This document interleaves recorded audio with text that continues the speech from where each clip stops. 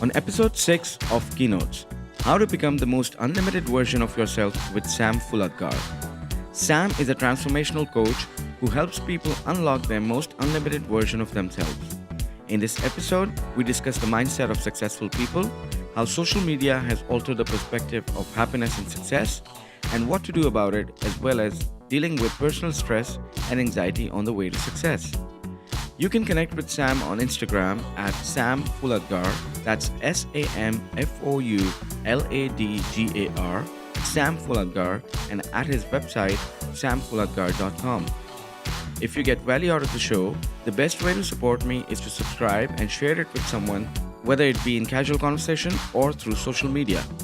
If you would like to connect with me, please tag me at Farrukh Talks, that's FARRUKHTALKS. Farrukh Talks on Twitter, Instagram, and Facebook. Let's get on with the 6th episode of Keynotes with Sam Fuladgar. Good to go. Hey, welcome, Sam. Good to have you on the show. Good to be here, buddy. You've been traveling, you've been meeting people, coaching, training, touching people's lives, transforming them, right? How's the experience? So it's very fulfilling. It's very fulfilling to be able to make an impact on people's lives and change their lives for the better. Yeah. And all of that productivity and self-help and improvement in a person's life. You know, sometimes when I speak to a lot of people, everybody these days is talking about these self-help books, podcasts, and audiobooks and all of that. Don't you think it's a little bit overrated? I mean, every second person is talking about it, but we don't see so much of transformation happening in people's lives. I think that with the introduction of social media, I think personal development has really advanced a lot, and it's become mainstream now. Whereas before you used to see a couple of people that were into it. Now it's like everybody, and everybody's a motivational speaker now, by the way. It is overrated because it's teaching people that you should not accept yourself. You should be someone else. You should be something else. You should keep working on yourself. Even though I'm in the personal development space, everything you do too much becomes, counterproductive in some shape or form. So, you have people now that are self-development addicts. And that's what I'm discovering a lot as I'm teaching people, or I'm bringing the awareness to a lot of people that you have a personal development addiction. Is that a good thing or bad? This is a bad thing, because any addiction means that you are trying to deal with a certain pain that you have. So when we're dealing with any form of addiction, we don't say why the addiction, we say why the pain. So people are dealing with some sort of pain and they're trying to numb it with personal development. Don't get me wrong, personal development helps a lot. Personal development is a great thing. But you have to know when it's something that's useful for your life, or just something that you're using to numb the pain, so that you avoid confronting the real issue. And that's my work. My job is to tell people the truth, not what they want to hear. The real deal, yeah? Yes, not what they want to hear. My job is to tell them what they don't want to hear. But that would bring out, I think it would bring out a lot of dark discussions. Yeah. Something that people don't want to listen to. I don't want to listen to something that's wrong with me. I just want to feel good, looking at social media and pretending to be, having a fulfilled life. That's why they called me the Dark Knight of coaching. Because I think positivity, happiness, and success are really overrated now. You can't be happy all the time. You can't be successful all the time. You can be successful in other people's, standards, or in terms of society. But I meet so many people now that are really high achievers, but they don't feel successful and they're not happy. On their own, Yeah, they're not happy. My job is to come in and teach them how to deal with their unhappiness. You can't be happy all the time. Have you ever been happy all the time? No, it can't be. It's not happiness. I would say it could be fulfillment. It could be a person could be thankful for all the blessings and everything that he has. But it's ups and downs. Happiness is a journey, and it's a continuous journey. You look up to different things that make you happy, and you strive towards it. You're right. I think people have it. It's too much pressure to put on someone to tell them to be happy all the time, and at the same time be successful and be on top of it. It doesn't. The world doesn't work that way. I think happiness and success are overrated. Don't get me wrong. Happiness is amazing. I mean, I want to be happy. Everybody should be happy. But I know I'm not going to be happy all the time. And success is also overrated, because everything is telling you, with the social media now, is telling you should be successful, you should be successful. And everybody else is successful. Yeah, and everyone's showing you that they amazing are successful. pictures And look and where I everything. am. I'm in Monaco. I'm in this hotel. I'm achieving this. I'm doing that. But nobody really wants to document their lives when it's shit. You know, so we're thinking now that we have to be on par with people. Imagine you're watching all of this stuff, and at the same time you're sitting in your room and you're all alone and you're lonely. What are you gonna feel? Even worse. So it's about teaching people how to deal with their insecurities. I think happiness and success are overrated. What is really underrated is building a character, a strong character. That should be your aim in life, because life is going to throw shit at you that's really tough. And if you don't know how to deal with it, you don't have the strong character, a character that's made out of steel, it's going to knock you off, man. And it's going to destroys other people, you know. But people wouldn't want so when you meet people and you say, okay, let's build this character, let's build you into a sort of, you know, man of steel kind of thing. And so I wouldn't want to expose myself to everybody, or would I want to actually, you know, my question that I'm trying to frame is that, are people happy about you coming into their lives and just literally taking them apart? I'm the last person people call. So when they call me, they've tried everything. Okay. And then they're like, oh, I'm hitting rock bottom. Okay. I'm really in a bad position now, and I thought I'd call you because I'm very expensive. So that I'm usually the last option. All right. So they call me, and then they're in the shit, you know. And then I go in and I ask questions, really, really, really uncomfortable questions, like, are you getting panic attacks? Are you feeling insecure? And usually you ask these people these questions and they don't want to expose their weaknesses. Yeah, exactly. That's what I was trying to say. Are you getting a panic attack? It's not a panic attack. It's a panic attack. When someone tells me it's not a panic attack, it means that you're trying to minimize it so that you don't look bad. You don't look weak. Yeah. And I keep telling people, listen, the sooner you address the issue and you're very raw with me and very real with me, the sooner we can solve this problem. Right. It's basically teaching people how to be vulnerable, how to be weak, and it's okay to be weak. It's not wrong. You can't be great at everything. Yeah. It's just not possible. But because what we're seeing nowadays, we're watching the best of the best at everything.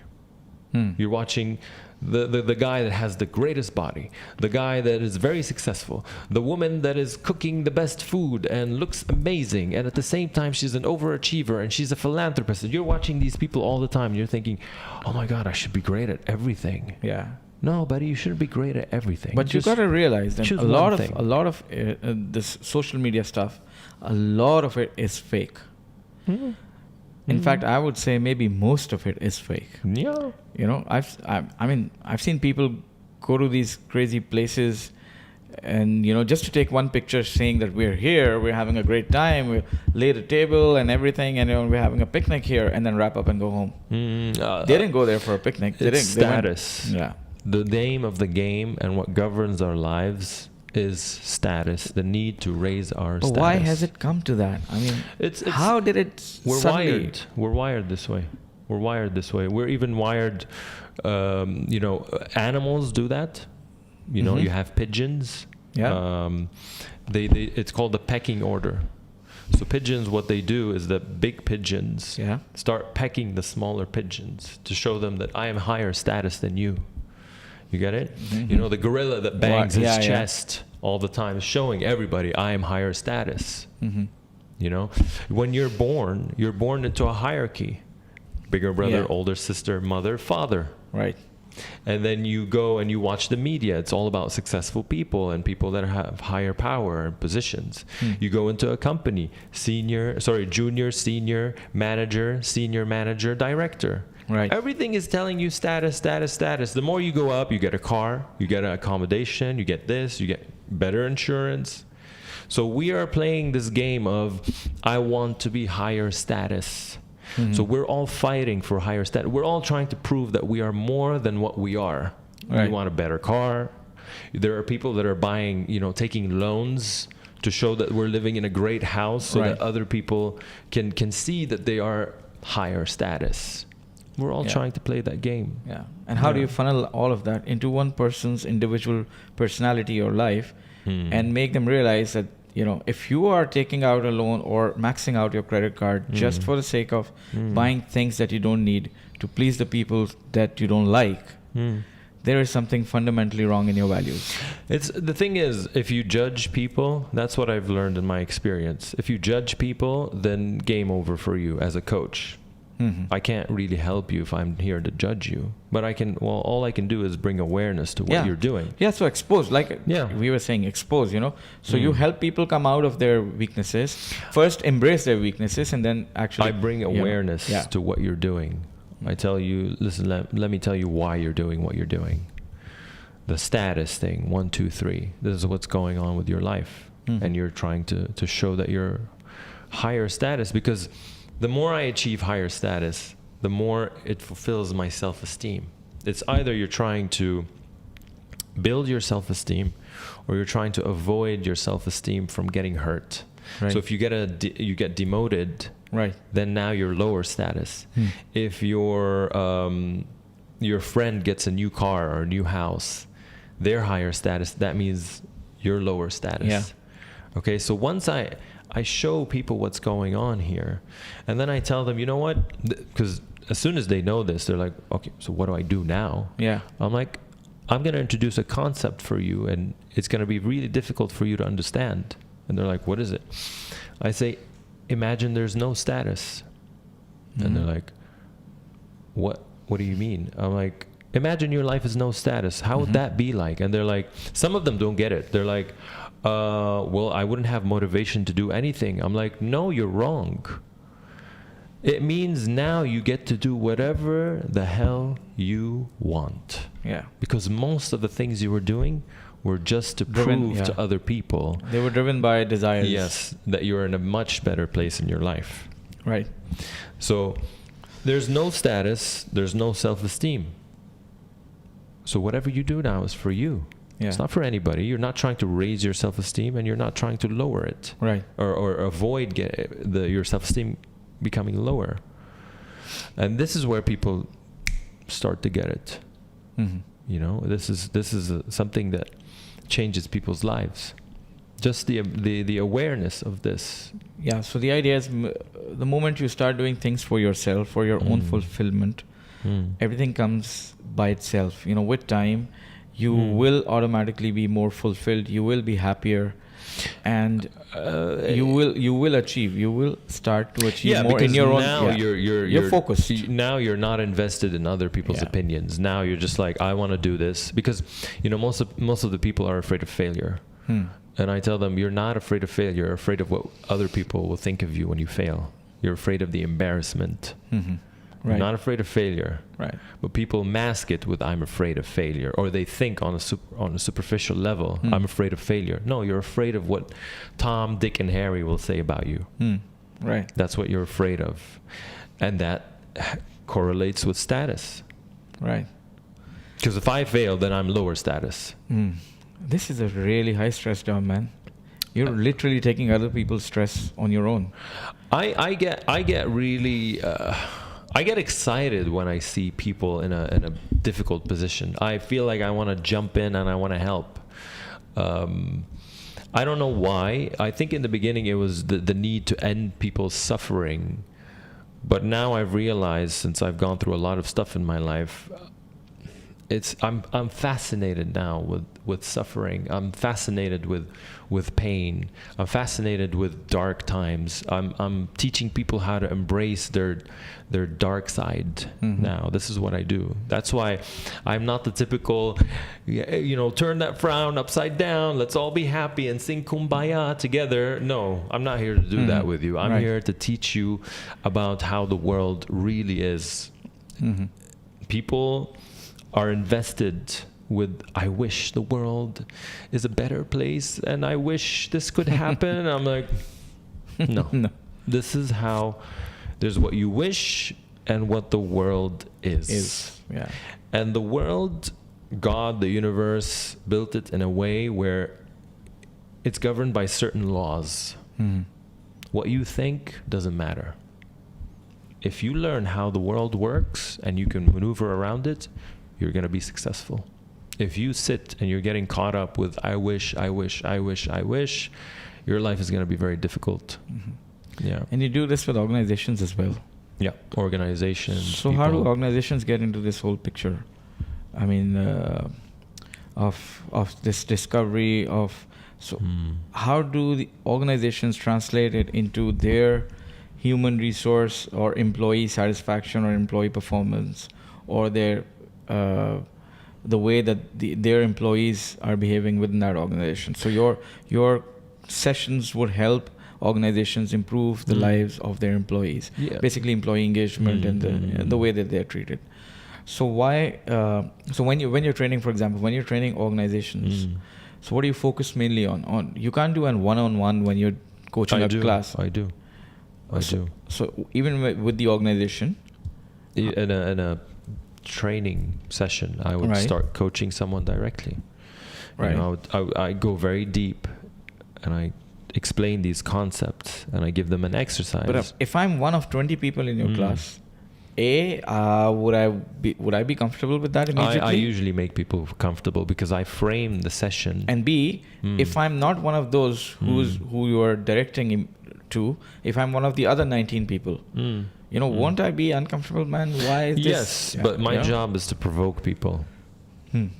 That's what, if someone, I learned this from Tony Robbins. He said if a building is burning and someone's sleeping inside, you won't say, you won't go up and just knock the door. Oh, they're sleeping, I'm out.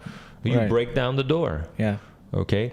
So when I first enter, I frame the session that we are here and we're going to go very deep, and I want this to be a very safe zone. This is a non-judgmental area where human beings, we're not perfect.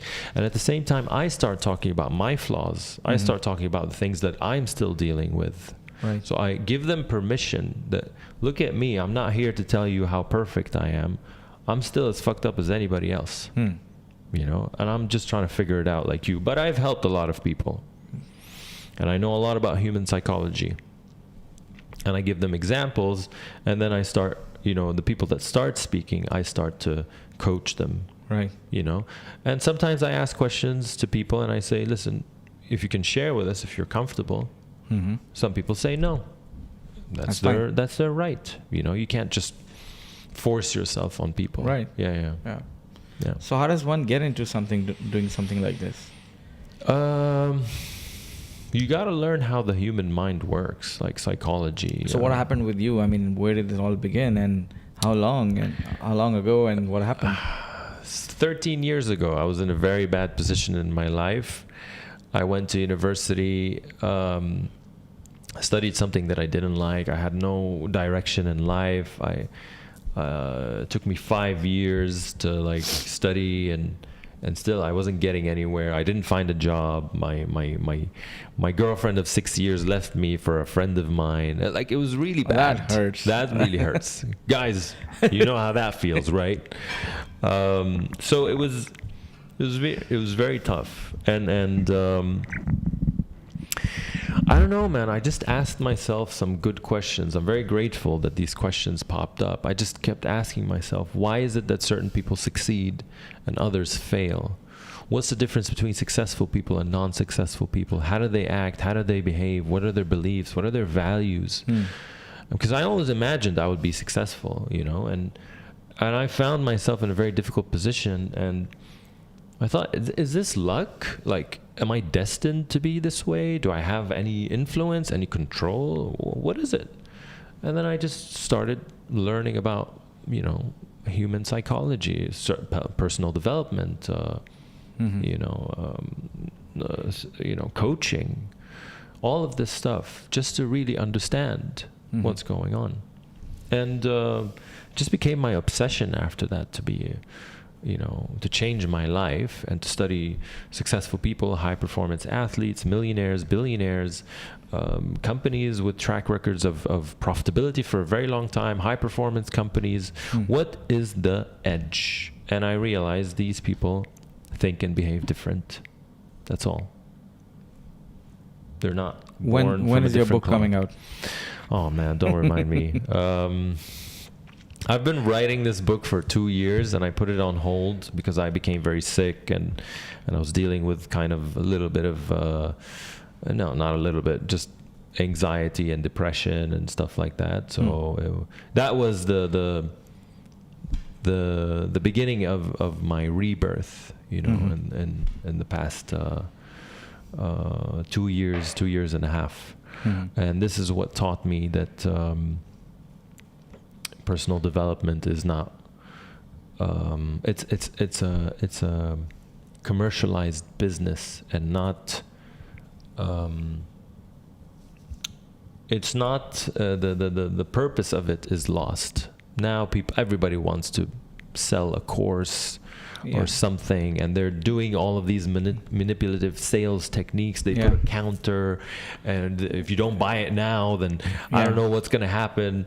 It's just like, it's too much, you know, like we've lost the purpose of it in some shape or That's form. exactly what I was saying. It has become overrated. Everybody wants to get into it, and seems like it's easy money. There are people that are good out there. See, if you're so, you know, connecting it back to our Instagram and social media examples. So if somebody looks up to me as a successful and a happy person on social media, and somebody messages me and says, "Wow, you know, you've got it going. You know, I mean, you're there," and I say, "Hey, dude, I can help you out. What's your situation at right now? Okay, let's meet up. You know, I can work something out for you. There you go. I have a customer." Good. If you can help someone, that's great. But is that really helping? Am I really? So if I'm pretending to be a successful person on social media, if you're pretending, and if I'm selling it as sort of a get rich quick formula for being happy kind of thing, I mean, it's cheating. I mean, it's really pushing the other person even in the worst situation. And they're using psychological, you know, manipulative techniques. You know, I have a theory. If you need a sophisticated sales technique to sell your product, then your product is shit. If you need to do some sort of manipulation with me, right, then really, I think your product is shit. It should be plain, simple, in your face, easy to it's just understand. Yeah, you can help. I mean, they have a problem, you have a solution. You know, of course, you have to be good with communication. If you're socially challenged, you know, you don't know how to communicate with people, or socially anxious, yes, of course, you're not going to be able to sell as well. You know, confidence is very important, but not only confidence, it's your belief in yourself and what you do. But yeah, I believe there's a lot of people out there with just claims of they can do and they can do and they can do, and I don't believe they're very successful. Of course, there are good people out there that really want you to change. Yeah. So genuine people who... There are, of course. I mean, I really want to help people, you know. Of course, I want to profit. This is what I do. I'm not going to lie to anybody. You know, this is how I make my bread and butter. But, you know, I can't see someone just suffer in front of me and not, like, you know, these people, like I was working with this, you know, this coach told us to come over. I have an introductory session, whatever, you know, because they sell you in the end. And, you know, I'm a person that's very curious. So I started asking questions, and he's like, yeah, if you sign up for the course, then I'll answer. I'm like, All right. Then I asked him another question. Yeah, if you sign up for the course, then, you'll get the details. I'm like, dude, like, what the fuck, man? Like, khalas. Like, are you here to help or are you just here to sell? Like, when I sit on the first discovery session with the person, because they get a discovery session just to meet each other, if they like me, if I can help them or not, I don't go like using these techniques of like, press on their pain and then leave them there and then you ask. No, I go directly. Tell me about your mother. Tell me about your father. What happened? I start coaching directly. After an hour, I say, all right, well, do you want to proceed with the coaching sessions? Right. There's no technique. Okay, but a lot of these things, they would be actual, genuine mental health problems. Yeah. So one big taboo topic is depression. And when you see somebody depressed, the first thing that friends and family will say, oh, it's okay, I mean, it's just in your mind. No, it's a chemical imbalance. Not only a chemical imbalance, because the way you feel affects your chemicals, and the way your chemicals are in your body affect the way you feel. So it works two ways. Yeah. So, but most of the people say, "Oh, come on, man. I mean, just get over with it. Push yourself, get up, go out there." Yeah. Yeah, exercise, yoga. Yeah. Yoga, meditate. You know how many yoga teachers come to me and they're like, I don't know what the fuck is going on with me. I'm going crazy. And I'm like, you know what your problem is? You're too positive. You're in denial. You don't know what the fuck you're going through. Yeah. You have no idea. Because apparently yoga is helping them. People are just like this, life is amazing and kumbaya. And I asked her a question. I'm like, do you trust people? She's like, I believe people are good at heart. I'm like, bullshit. You read this somewhere. Yeah. And it sounded cute and fuzzy and warm. But no, you don't trust anybody. She's like, you're right. I don't trust anyone. I'm like, so stop bullshitting me. You need to give me the truth from now on. People are reading stuff that's nice to hear. Right. And they're saying, oh, this is the way life should be. I wish life was like this. No, life is not this way. So how does somebody getting to the right kind of material or right kind of literature to actually help? I mean, so there are millions and millions of, like I said, articles, podcasts, audiobooks, self-help books, which promise you the world. If you go, from A to B, follow their steps and all. But then, most of them are just these fuzzy words. Yeah. Right? Not real actions that you can take. Just, sort of, they're kind of, how to put it properly. So they're basically get rich quick formula type of things that you follow these. Fluffy. Fluffiness. You see a little bit of change and people are starting to like me and I'm more confident in talking to people and things like that. Oh, it must be working. But then at the end of the day, I mean, listen, there are good books. Yeah, there are good techniques. So how does somebody analyze all of that and just. First of all, if you are consistently developing yourself, you have a problem. You have a problem. If you're always working on yourself consistently. I read this in a book called Happiness Now. He wrote, no amount of self-improvement can make up for any lack of self-acceptance. Interesting. People are improving themselves consistently because they don't want to accept where they are. If you don't accept where you are and what the real problem is, you're not going to be able to solve it. And now people are just in this positivity, facade. Oh, look at me, I'm great. They're depressed. Yeah. And then they go out there, hey guys, I'm here and I'm with my friends and we're having a great time. And then they go home and they cry. Yeah. And no one knows. No one's allowed to know. Because if someone knows that I am suffering, then that's a failure. And I think people need to get out more and start opening up and saying, I got a problem. I'm not perfect. It's how you deal with these bad days. Before, it was if I had a bad day, it was a failure. It's like, no, you should have a good day, and you should, the day is not going to end until it's a good day. No, man, it's a fucking bad day. Khalas, embrace it. How do you deal with this bad day? There is some times where I come into the house, I go inside and I destroy the mattress because I'm full of anger and frustration, and I want to let it out. I've been working so hard. It's better than letting the frustration out on my fiance or my mother or a friend no, I know I have my coping mechanisms. You're a trainer, man. When you train too much, you become depressed because you're fatigued. I know when I'm depressed, I go into my man cave, I put myself under the cover, and I just sit there. I can cry sometimes, and there's nothing wrong with crying. If you're too tired. And then you get up the next day and you go to work. It's better than keeping it inside and not knowing what's wrong with me. I don't know what's going on. And then you do stupid shit to the people that you love. It doesn't, or one day you just pop out on your manager for no reason and you lose your job. How do you deal with it? That happens to a lot of people. How do you deal with it? People are not aware of their emotions. People are in denial because of this positivity. Always be up, always be happy, always be excited, always be on top of it, and especially for men. You should be on top of it all the time because we're raised in a way where don't cry. Don't show weakness. Dude, I'm a human being. I have weaknesses.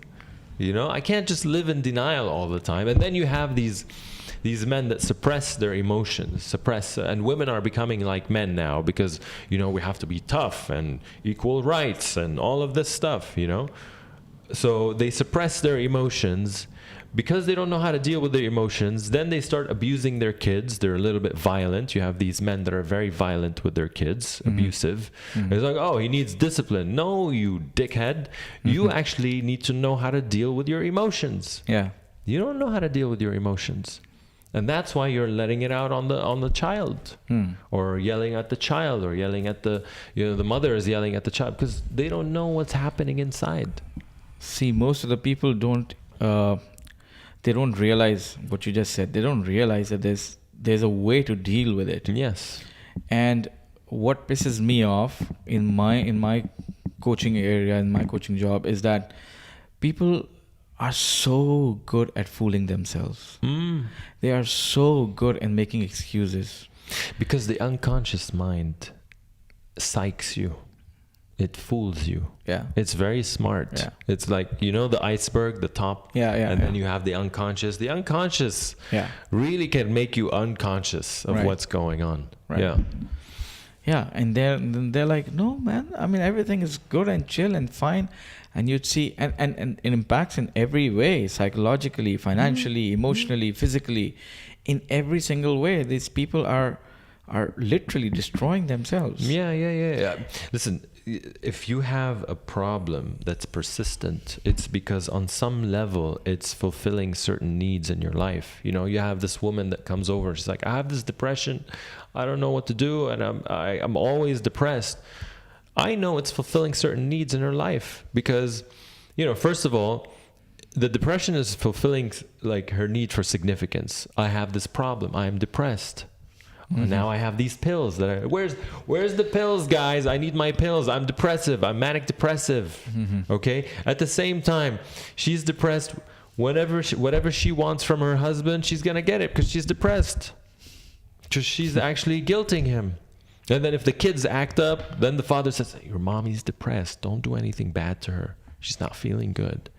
No wonder it's fulfilling her. And at the same time, it's an excuse for her to not do certain things that she doesn't want to do because she uses the depression card. This is all unconscious. She doesn't know that consciously, by the way.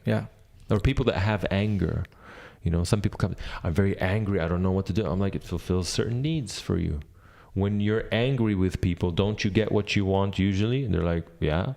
I'm like, when you're angry, aren't you the most important person in the room? You're like, yes. I'm like, all right, well, when you're angry with people, don't you get a connection from them?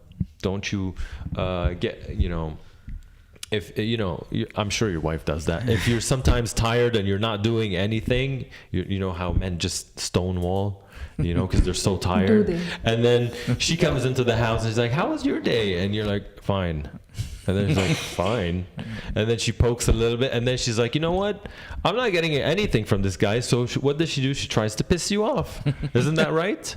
No, Women not try to piss men off. Yes, so they try, at least if I piss him off, I get a connection from him. Mm-hmm. So on some level, it's fulfilling certain needs. Mm. And that's why you keep doing them. What we need to do is we need to give you new ways of fulfilling these needs in a very resourceful way. Mm-hmm. Yeah. And when you go, and you as a I would say psychological and personal coach and a mentor, you go in and you make them realize of these issues. You're the bad guy in the beginning. For them to come to me, they know what... Well, if I'm coming to you, that means I've realized that there's something wrong and I need to do something about it. But what if you so you meet me in a session or somewhere, or and then you say, dude, you got to do something about certain things in your life. Well, it's a combination of things. First of all, I'm not this evil guy just coming to chop people's heads off. I'm very compassionate in a sense that, actually they try to minimize it and I try to maximize their feelings. Do you face panic attack? I wouldn't call it a panic attack. It's a panic attack. It's a panic attack. Tell me about your panic attack. What are you feeling? Well, I describe to them what they're going through. Because some of them don't know how to articulate. When you have a panic attack, you're acting out. Acting means I don't know how to communicate that I'm panicking. There's something wrong. I feel threatened in life. Or this father that goes crazy. He's acting out. He doesn't know how to communicate his standards. So I describe to them what they're feeling, and I tell them this is not easy. It must be very hard trying to keep all of this inside and try to act like you're fine all the time. So they get it. This guy not only understood me, he really knows that this is very tough for me, because you can be this person that goes like, no, you should be grateful. You have everything in life. Just wake up every day and say, thank you, God. I have everything. No. There's a billionaire that has $7 billion. He lost 3 of them. He's still a billionaire. He shot himself. He killed himself, committed suicide. Now, people, it's very easy to judge and say, oh, he's still a billionaire, should be happy. No. You don't know what's going on inside of this guy's mind. Whatever, if he killed himself, the feelings must have been real. Yeah. So you can't judge people. And at the same time, I make them laugh. I'm very sarcastic. I tell them I have this way of making fun of how they think and showing them this is how your mind is working, and I can make them laugh at what they're doing. Right. So yeah, it's a variety of things. Some people don't like my style because I'm very aggressive, but it depends which you have to adapt your style depending on what needs to happen. I've cried with certain clients of mine, because it was very intense. Not because I'm, it's not a strategy that I'm using, but it was a very intense moment, and we cried together because it was very difficult. So it depends. Some people you need to be very aggressive with them. It depends on the person and the context of what they're going through. I have a question. Yeah. So I'm talking in regard to social media and kids. So a lot of kids, like early teens, mid-teens, late teens, they are on social media. There's Insta and there's Facebook and WhatsApp and everything. And they experience depression also because their hormones are running crazy, girls and boys. And then there's this in the society that we live in today, there's always this competition of the new iPhone and the new Samsung and the latest gadgets. Kids are more involved in these things than we are.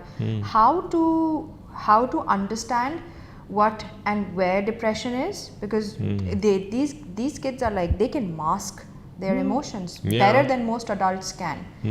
And how and when should in your opinion, should the parent or the teacher or the adult in their lives intervene to get them help? First of all, sorry, you were saying just one more thing. Yeah. First of all, it starts with the parents. The parents have to teach kids to be vulnerable. So you have to teach kids that it's okay for your child to see you cry. And you teach them that daddy's crying right now because he's sad and he's dealing with his sadness right now. There's nothing wrong with it.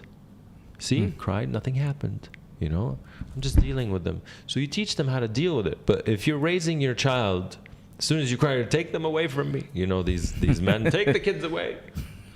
No, teach them that you're dealing with stuff. This is what happens. You have these families that act like we're all happy.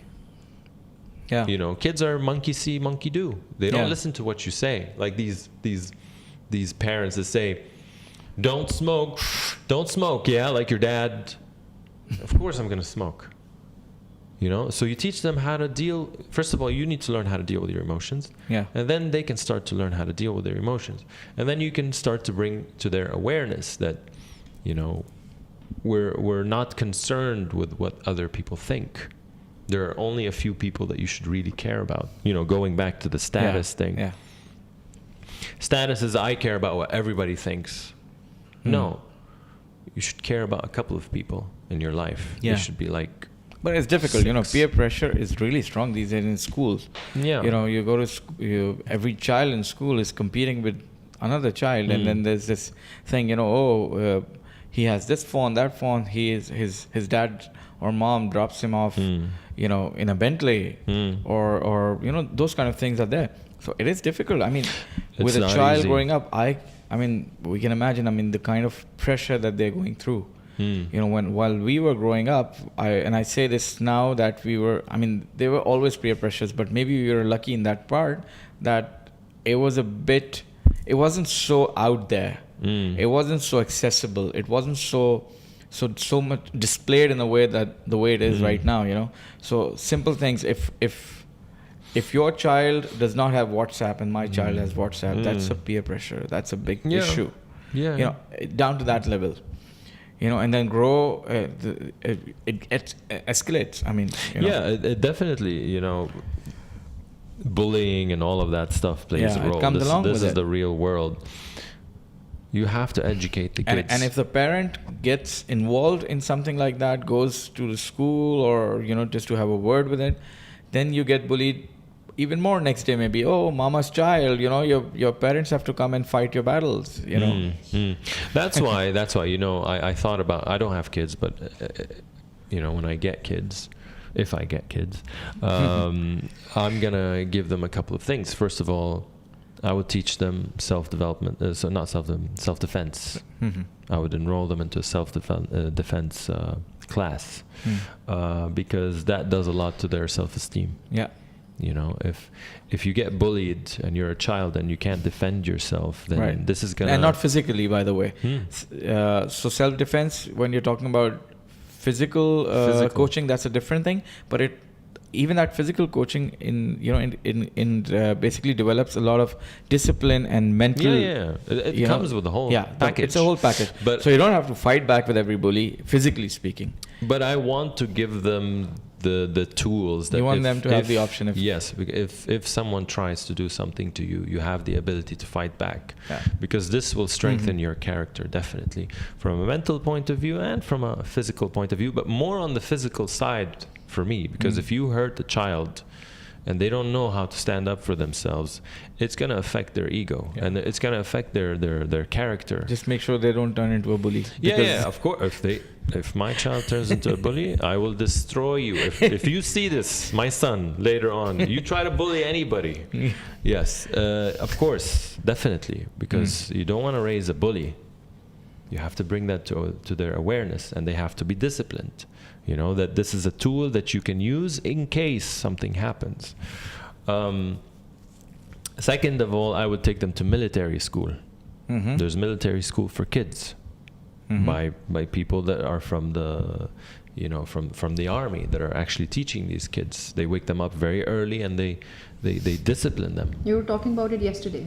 Yeah. Last night. Yeah, last night we were having Either discussion. we enroll them or we enroll ourselves. It was either we enroll the kids or we enroll ourselves. Yes. Survival. These are two things that I would actually are requirements for my kids, because first of all, I want them to defend themselves and have a strong character from the beginning, and second of all, I want to install discipline into their lives, and teach them that life is not all rosy and fun. Some people think that I'm just like a war general, just talking about how difficult the world is. The reason is because I'm kind of fighting back what people are saying everywhere. Life is great and the universe, and let's hold hands and sing Kumbaya. No, this is not how the world works. Yes, there is Kumbaya from time to time, and there's no Kumbaya from time to time. And you need to learn how to adapt to both. So this is something that I would give, and you would have to teach your children as well that, daddy doesn't have a Bentley. Because there's something called money in life. Your friends, daddy or mommy, make more money, and good for them, Yeah. And your dad makes less. So I cannot bring you, and I don't want to bring you a Bentley, because I don't think you deserve a Bentley. In life, you have to earn what you want, and you start teaching them that you don't get money just by existing. This is something that Arabs have. You get your pocket money. You sleep, you wake up, oh, there's pocket money right here. Oh, thank you. What does that teach the child? That's teaching the child that all you got to do is just show up and money just Rolls in. voila. Yeah. No, Habibi. The Europeans have that better, or the Americans. You want money, Habibi? Do the dishes. You want money? Throw the garbage. But I was raised in a way where it's just I got money all the time, and then I showed up to work. I'm like, hey, somebody pay me, and they're like, no, Habibi, this is not how the world works. So I start doing a shitty job, because I don't know that money is the. I asked a lot of people, money is the result of what? Hard work. I'm like, Is no. it? I'm like, the garbage man is also working very hard. He's actually working harder than you. Money is the result of solving problems and adding value to people's lives. It's not the result of hard work. It does, or some people are like, oh, just show up to work. Just be there on time. Somebody actually said that. Just be there on time, man, and you're good. I'm like, no, that's not how the world works, man. People, it's again, it sounds like I'm judging these people, but I'm not. I'm just showing you how stupid our mind is sometimes. That your unconscious mind learns stuff that is not logical. We think we're being logical, but we're not. The unconscious mind is illogical, and we think this is a very rational way of thinking, and it doesn't support how the world works. So yes, going back to the kids and everything, you teach them how the game is being played. Yeah.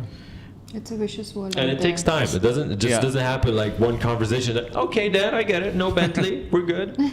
No, they're going to be like, what do you mean? And then you keep explaining it over and over. Yeah. You have to, it has to be a part of your life. Definitely. There's no point in wishing. I wish and heal the world, and let's sing around the fire camp. No. It just doesn't work this way, man. And a lot of the stuff that I'm trying to do is when something doesn't work with me, I don't say it's my fault or it's the world's fault. I just say, dude, you didn't hack it yet. You don't know. You didn't figure it out. You just need to understand the rules of the game. Every game has rules, laws. I wish I can fly. I wish. But the laws of gravity will not allow me. You jump and you get splattered on the floor. Like, khalas. There's no point in arguing and saying, I wish. You can wish as much as you like. Nothing's going to happen. Yeah. we learn this stuff, as I said, from society and from our parents. We you know, teach the kids yeah, this. our parents. My parents were like, "Hey, don't wear that. What will people think about us?" Exactly. You know, Mom, I want to do my hair this way. What are people gonna say about us? Okay, all right. You know, and khalas, it becomes a culture in the house. It becomes the way you think. It becomes your reality, and It's a cycle. It's a vicious cycle that we have to break, because that's what we were taught. And the other day, I heard myself saying the same thing to my daughter, who's 4, and I was saying, "What will people think?" And I just took a step back, and I was like, "No, it's all right. I don't think what you're doing is right, but I'm not going to teach my child to worry about what the world will think." Because we also have to sort of unlearn a lot of things. Yes, I think I've spent the last 10 years trying to unlearn stuff that I've learned from my background. Yeah. The whole dynamics of the society have changed so much recently, and because all of this comes together and forms the whole thing. The whole package. It's the whole package. The reason why we are sitting here talking about these things in this podcast is because it has become a genuine problem. And there are a lot of triggers to it, and most of the triggers are social. I mean, your social connections based. Dude, tell me about it. Yeah. Like I went to Lebanon to do a training, and it was the first training I do in a very long time. I go inside and I'm training these people, and I'm getting a lot of resistance. Here you tell people, wake up at 4 a.m. and work on your goals and you will become successful. And they're like, you're right, Sam. They're like, you want to tell me that if I wake up at 4, I'm going to be successful and my life is going to transform? What is this bullshit? And I'm like, what the hell's wrong with these guys? It's just that they're in an environment where there's no progress. There's unfair politics, leadership that's unfair, that the person sees that there's no future, there's no compelling future for them. So of course they're going to tell you that you're telling me if I wake up at 3, I can't even think till Tuesday. Yeah.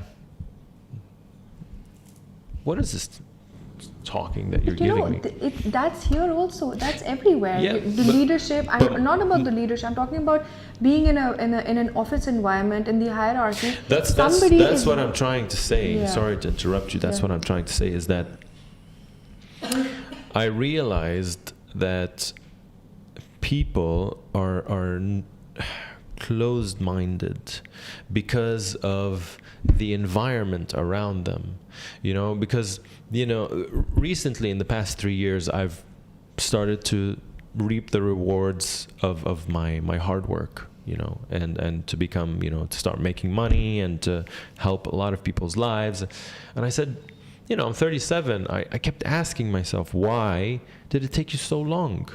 Why did it take you so long, man? Like, what happened? And I thought, is it your mom? Is it your dad? What is it? And then I thought, I'm like, my dad, he's a great guy. He's an ambitious guy. He had a publishing company and he did very well, and he came from a very small area in Beirut, and he works with all of the Arab market. And my mom is a pretty she's like a dictator, she God bless her, she's like a general, she's a very disciplined woman. Okay. And I'm like, everything seems like you should have better results or faster. And then when I went to Lebanon and I started working with these guys, I realized that, oh my God, this culture made you a person and set you up to fail, because there's unfair leadership. Everything's going wrong. The whole world around you is trying to fight you. There's war all the time. You get in the traffic, you can't arrive easily. So a ride that would take you 15 minutes would take 2 hours, because nothing gives you any sense of progress. And then you're watching the media all the time, which is all rich and successful people that are very, very high in social status. You kind of get to feel that, we're made from different cloths. We're made to fail. Because in Lebanon, you only have people that are built, in a way where they're very successful, or you're very poor. And plus, there's a lot of corruption. So if you were raised in a house where your mother told you, Habibi, don't fight with people, be nice and be kind, and we're all equal, then you're not going to make it. I believe you're either a sheep or a wolf, but in Lebanon, you have to be a hyena. You have to be a hyena. So, and if you're raised in a family where you saw your mother and your father just step on people and say, all right, we get what we want. If someone messes with us, we'll just send people over and take what we want by force. We got wasta. We can go in and bribe people, and we're above the law, which teaches you that, just step all over people and do that. I had a friend that he was a son of a politician. He came over one day and he fought with the janitor of my building. Sent the guy straight to jail. I went to pick up the janitor from the police station because they wouldn't let him out. And I called him and I'm like, dude, can you please let him out? He's like, no, he needs to learn his lesson. Whoa. This is the place that we grew up in. Right. And this is gonna form the way you think and form your beliefs about life, and form that life is this way. Life is war, and life is the survival of the fittest, and you're not built to succeed, you're built to fail. So it really had it shaped the way I think. Definitely. And then you had to unlearn all that? I had to unlearn all of this stuff. Really, I think the last 6 years were really an aggressive campaign on just unlearn. I didn't know I was unlearning it. But yeah, I had to learn about money. I went to a training in Malaysia, the Millionaire Mindset training, Secrets of the Millionaire Mindset. I'm like, I need to figure out this money game. I don't know how to make money. Because I was raised in an environment that said there's scarcity. There's no money. You don't deserve money. And plus my dad was struggling as we grew up. So every time I asked him about money, he got really angry, which associated money means stress. Money is not something that we have all the time. My dad used to tell me, I print books, I don't print money. Which keeps telling you that, dude, there's no money. Whenever I made money, I became even more stressful because what am I going to do with this money? I hope it lasts. I've seen people, I've seen very, very successful businessmen, industrialists do that. They made money. They were generous, and they used to take care of their employees, and then they made money, and they made a lot of money. And then what happened? They became stingy. And then they said, oh my God, this money is going to go away. And the business went down flat on their face. Because they could not handle the first step of success. Yeah, the training that I went to, it wasn't, save your money. No, it was what did your dad say about money? What did your mom say about money? I went to Malaysia. By the end of it, I was on an island just crying my face off because I'm like, I feel I'm unworthy. I used to think I'm unworthy. That's why whenever I had to ask about money, I wouldn't ask. If you feel unworthy, of course you're not going to ask about money. This is all deep psychological stuff. Even you have a money thermostat, You can be conditioning your mind that you can get this amount of money, but anything above that, no way. Don't even ask. And I ask people this question. I'm like, if you have an interview now for $6,000 a month, you're going into the interview to get the job. Yeah, I'll do it, yeah. And before you enter, they told you, by the way, it's not $6,000 anymore a month. It's $60,000. Anyway, go inside the interview now. What's going to happen to their nerves? They're like, now they're like, oh my God, why? It's because you don't think you really deserve it. So now you're just like, oh my God, what if I lose it? Whereas a billionaire or a millionaire, you tell him it's 60,000, he's like, yeah, sure, all right, let's do the deal. Yeah, let's just close it. And if they lose it, they're like, yeah, we'll make it next time. It's the person that that's why I always talk about building character. Yeah. So so you can reference with every perspective where it really makes sense. It really means to you as a person. So it's not about 6,000, 60,000. It's about the value. What do you mean? So, like you said, I think that I don't deserve 60,000. That's why I fumble and I have shaky nerves when I'm going through an interview. And there's nothing wrong with that, to think you don't deserve it. No, but then, why do I think I don't deserve 60,000? So what is the value of 6,000 versus 60,000 to me? Which makes me feel that no, I don't deserve 60,000 because I don't value myself as an individual. Yeah. I think I'm not worth more than $6,000. In whatever role I'm going to. See, the thing is, with men link their value to money. Because as a child, our fathers raised us that you're there to support the family and make money. Yeah. So the son is always thinking about, what am I worth? But that's changing now, I think, Maybe. But there's a lot of men that actually, that's why men love to make money. Like, I'm making this much. I'm pretty sure everybody loves to make money. Yeah, I mean, it's good. I love money. I'm not going to lie. But it doesn't correlate to how much I'm worth. If it's 6,000 or 60,000, it's going to be the same energy from my side. I'm not going to lie to you. I'm not a person that, if you tell me let's go and make $1 million deal right now, of course I'll be invested in it. Yeah. But I'm not going to be thinking, oh, well, I'm worth more now, or I'm worth less that I lost it.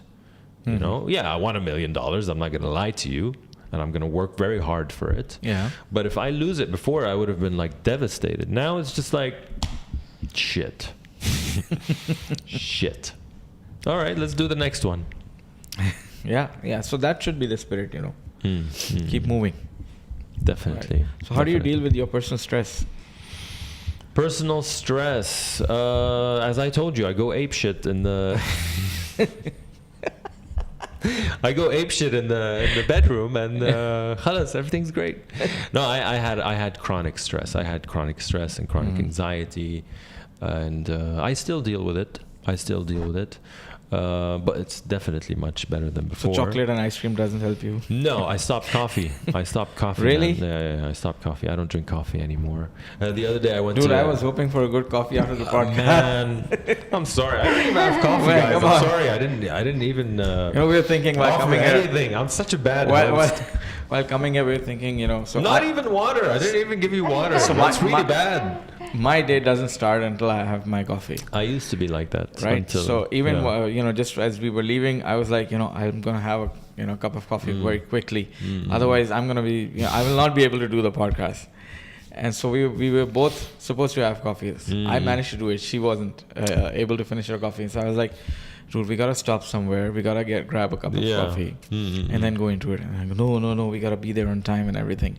And I say, oh, no problem. We'll have a coffee with Sam after the podcast. And now you're telling us that you don't have coffee. Guys. Maybe we'll go to Caribou.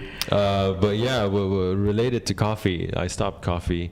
It's because I had panic attacks and whatever. And then I went to Caribou and I forgot to tell them to make my coffee decaf. Oh shit! I was jumping in the coffee shop. But yeah, stress. I had a lot of stress. And I still face stress. I'm not a monk. I cannot say that. Maybe the monk took him 15 years of meditation to get to that embrace the now and the chaos. I'm OCD, man. If I see this and it's not in the right place, I'm gonna get stressed out. It's just how I deal with it. I have the awareness. Awareness is very, very important to say. I'm stressed out. It's my OCD. It's my. I feel like I'm losing control. Stress is the result of trying to control things you cannot control. Right. That's what stress is. So I ask myself certain questions like, what do you have control over? And what do you not have control over? And what do you do with the things that you don't have control over? خلاص, you have to let it go. You accept it. You have to. Sometimes it's just patience. Now I don't have anything. I can't do anything physically right now. Yeah. I just have to just lay low, you know. Or if the frustration and anxiety goes up very high, you know, I have my techniques. I said I break the room inside, or I shout, or I yell. I let the frustration out in a very healthy, safe environment. And Man, then, they have, you know, in case you don't know, they have these demolition rooms here now in Dubai. You can go. I met the owner. Her name is Hiba Balfaki or something like that. I still didn't have the time to go there. I'm very interested to go. So very soon. Maybe we can do it together. Yeah. We'll film it. Yeah, we'll do film like a it for documentary. We'll let our frustrations out. I have 3 kids. Yes. I can beat everybody. I'm sure there's a lot of. Maybe you can write their names on certain places and just, you know. Yeah. So I do the unconventional thing with my kids. When they are out of line and I tell them, and I'm trying to be reasonable and I'm trying to be the 21st century mom, and then I just look at them and I tell them that my hand and your face are going to have an unfortunate meeting. Yes, yes. Or you can hit your face on my hand. That'll be totally different. Yeah. So meditation helps a lot. Meditation, qigong, talking helps a lot. Talking to people that you completely trust. You can tell them, I'm going through 1, 2, 3. I'm really frustrated. Sometimes I just grab my fiance and I'm like, listen, I want to be negative. She's like, right. I'm going out. She gets the ice cream ready. I'm out. Khalas, we have like a slumber party. I'm like, I want to be a drama queen right now, and I just want to talk, and I don't want you to fix anything. She's like, all right, let's do it. And then I just like purge everything, and she's like, I know they're horrible, even though it's my fault probably. Khalas, this is again, awareness and knowing how to cope with these feelings is going like how do you cope with stress? It's like you're gonna give them a pill and oh my god, there's no more stress in my life. No, dude, it's gonna come back tomorrow. It's not going to go away. Yeah, it's never gonna go away. Stress is actually good sometimes. It's not a bad thing, you know. But how do you deal with it? You get anxiety. How do you deal with the anxiety? And I'm sure a lot of our listeners right now, whoever is listening now, they're thinking, how do we get in touch with this guy who does magic with people's lives? So we'll go through your social profiles and you know how people get to you. But how about a quick formula kind of guidance, I would say, to our listeners? So the biggest stress in work life is how to manage a boss. Ooh. How to manage your boss. That people don't realize. Well, first of all, you don't have control over people. You only have influence at best. So how to be good at that? Second of all, how to ask for a raise? How to ask for a raise? Just go inside and you just ask.